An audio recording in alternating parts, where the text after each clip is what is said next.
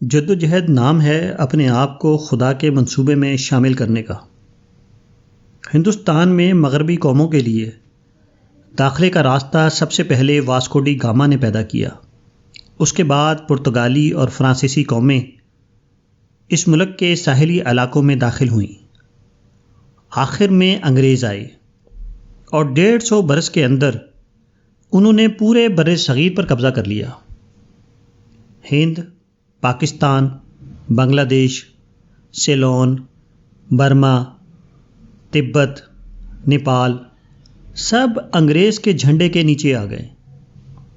ہندوستان پر اپنے قبضے کو دائمی بنانے کے لیے انہوں نے نہر سوئس پر قبضہ کیا اور اس کے بیشتر حصے مہنگی قیمت پر خرید لیے۔ انگریزوں نے نہ صرف ہندوستان کی سیاست اور معیشت پر قبضہ کیا بلکہ یہاں کی سرکاری زبان بدل دی۔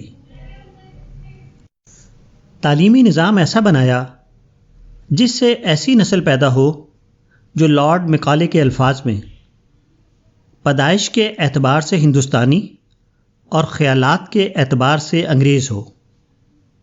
عیسائی مشنریوں نے حکومت کی مدد سے مسلح ہو کر پورے ملک کو عیسائی بنانے کا کام شروع کر دیا۔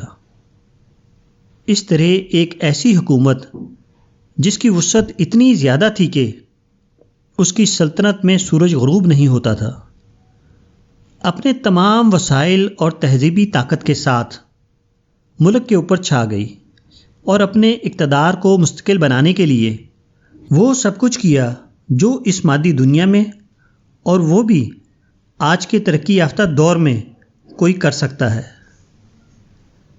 مگر اگست 1947 کا انقلاب بتاتا ہے کہ بات وہیں ختم نہیں ہو جاتی جہاں کوئی اپنے طور پر اسے ختم سمجھ لیتا ہے۔ کوئی قوم خواہ کتنے ہی بڑے پیمانے پر دوسری قوم کے اوپر غالب آ جائے، پھر بھی کچھ ایسے گوشے باقی رہتے ہیں جہاں سے جدوجہد کر کے دبی ہوئی قوم دوبارہ نئی زندگی حاصل کر لے۔ پھر اس انقلاب ہی کی تاریخ یہ بھی بتاتی ہے کہ یہ کام محض جھنجھلاہٹ کے ساتھ سر ٹکرانے سے نہیں ہو سکتا۔ اس کے لیے ضرورت ہے کہ حالات کو گہرائی کے ساتھ سمجھا جائے اور حریف کے اس نازک گوشے کو تلاش کیا جائے جہاں سے مؤثر جدوجہد کا آغاز کیا جا سکتا ہے۔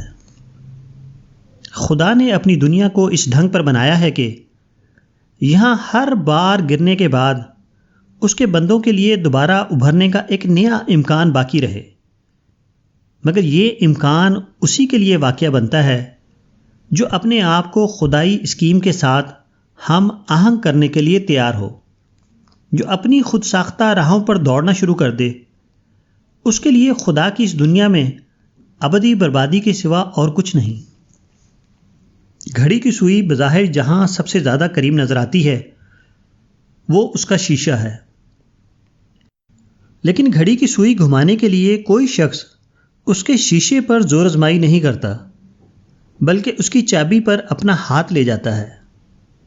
مگر کیسی عجیب بات ہے کہ ملت کے مسائل کو حل کرنے کے لیے ہمارے تمام لیڈر گھڑی کے شیشے پر زور آزمائی کر رہے ہیں، خواہ اس کا نتیجہ یہی کیوں نہ ہو کہ سوئی تو نہ گھومے، البتہ غلط طریقے عمل کی وجہ سے مسائل میں کچھ اور اضافہ ہو جائے۔